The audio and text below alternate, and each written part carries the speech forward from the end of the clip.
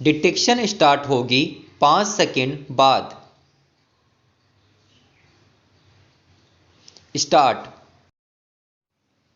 महोदय, जब हम भारत की संपदाओं और उत्पादन के उपादानों के संदर्भ में भारत की अर्थव्यवस्था की चर्चा करते हैं तो उस समय अनिवार्य रूप से उपयुक्त टेक्नोलॉजी से संबंध प्रश्न उठ खड़े होते हैं। इसके लिए कोई निश्चित उत्तर नहीं दिया जा सकता। यह तो अलग अलग उद्योग के लिए अलग अलग होगा। कुछ उद्योग अपरिहार्य रूप से पूंजी प्रधान होंगे। इसका हमारे सुधारों और विदेशी निवेश से कोई संबंध नहीं है। हमारे अपने सरकारी क्षेत्र में स्थापित कई उद्योग बहुत ही पूंजी प्रधान हैं।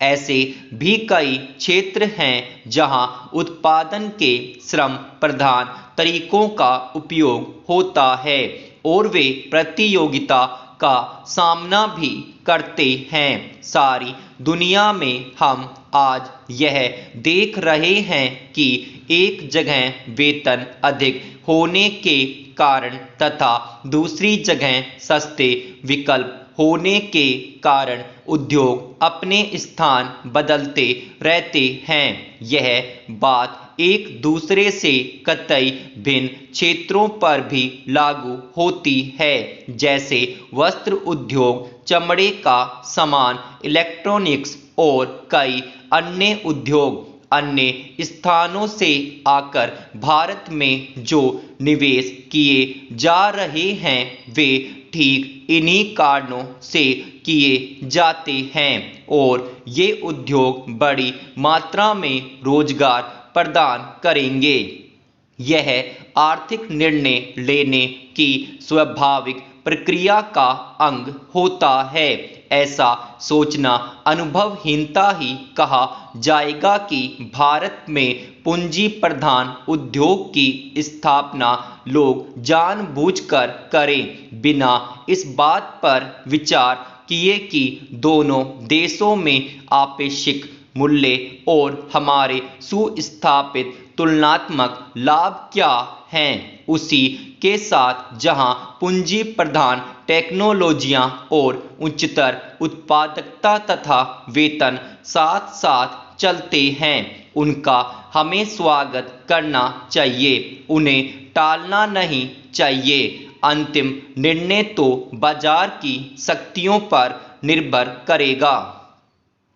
मुझे ऐसा कभी नहीं लगता कि हमारे उद्यमी निर्णय करने में किसी से कम कुशल हैं। तथापि यहाँ पर यह जोर देना अप्रासंगिक नहीं होगा कि टेक्नोलॉजी का चुनाव अत्यंत सावधानीपूर्वक किया जाना चाहिए।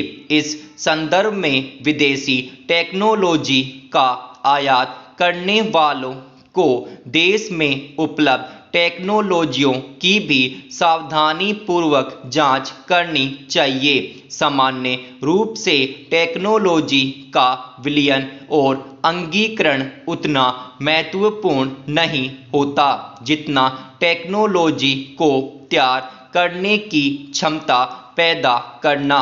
हमारे पास क्षमताएं हैं और इस क्षेत्र में हमें अपनी संपदाओं का इष्टतम उपयोग करना चाहिए। वास्तव में तो अपने ही देश में विकास और अनुसंधान करने का स्थान और कुछ नहीं ले सकता, तभी हम प्रतियोगिताओं का लाभ उठा सकते हैं। विशेषकर उस स्थिति में जब अनंत टेक्नोलॉजी में विकास बड़ी तेजी से हो रहा है और उनके पुराने पड़ने की दर भी बहुत ही ज़्यादा है। यह बात पूरी तरह स्वीकार की जाती है कि नियंत्रणों और परमिटों की प्रणाली से ईमानदारी का खात्मा हो जाता है। उदारीकरण प्रक्रिया का तात्पर्य इन नियंत्रणों को समाप्त करना है। मुझे यह देखकर सचमुच बहुत खेद होता है कि इस संक्रमण काल में जब हम लाइसेंस राज से उदारीकरण की प्रणाली की ओर बढ़ रहे हैं, संरचनात्मक समायोजन हो रहा है।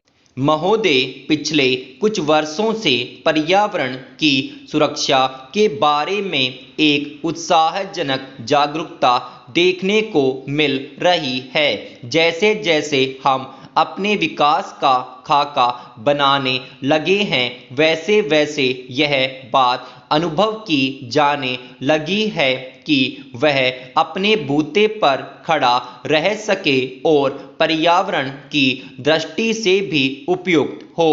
अपने देश की जनता के प्रति हमारा यह दायित्व है कि हम अपनी प्राकृतिक संपदा की रक्षा करें अपने प्रयासों द्वारा, और यदि आवश्यक हो तो विदेशी टेक्नोलॉजियों का उपयोग करके हमें पर्यावरण के विनाश की समस्याओं को हल करने की चेष्टा करनी चाहिए। असल में तो मैं यहाँ बताना चाहूँगा कि भारत इस दिशा में पीछे नहीं है, क्योंकि उन्होंने अब तक जिन टेक्नोलॉजियों का प्रयोग किया है वे विनाशकारी रही और उन्हें तुरंत छोड़ देने की आवश्यकता है।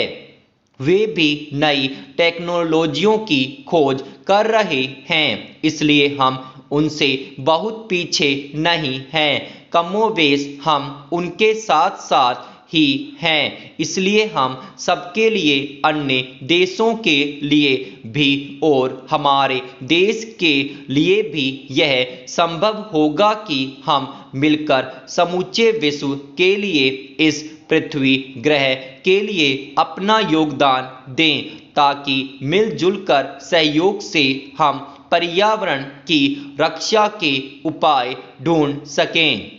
ब्राजील में 2 वर्ष पहले हुए विश्व पर्यावरण शिखर सम्मेलन में जिस कार्यसूची 21 को हमने स्वीकार किया था, वह इस बात का अच्छा उदाहरण है, और मुझे विश्वास है कि इस कार्यसूची के अनुसार काम किया जा रहा है। यद्यपि कोई भी काम बिना कठिनाइयों से भरा नहीं होता, विशेषकर जब इसे जटिल विश्व में एक जटिल स्थिति में लागू करना पड़े।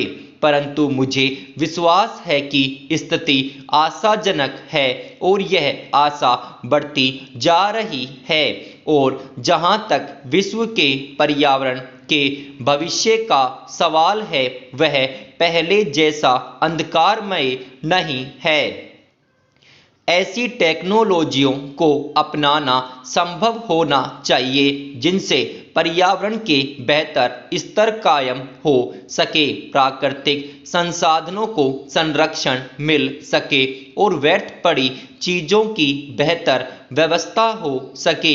पहल करने के ऐसे कई उदाहरण मिलते हैं जिनसे पर्यावरण को होने वाले खतरों को रोका जा सका है, और लागत की दृष्टि से भी वे प्रभावकारी सिद्ध हुए हैं। इस बड़े चिंतनीय विषय पर विचार करते समय हम सबको मिलजुल कर प्रयास करना होगा।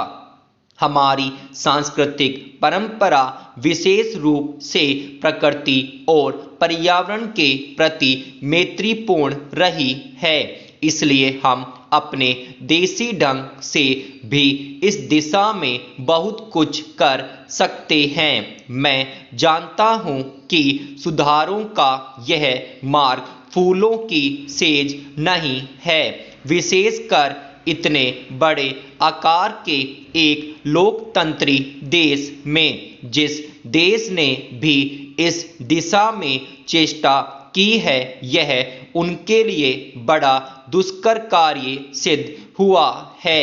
मुझे इसके बारे में कोई भ्रम नहीं है, और राजनीतिक दृष्टि से भी इस मार्ग का चुनाव करना एक कठिन कार्य था।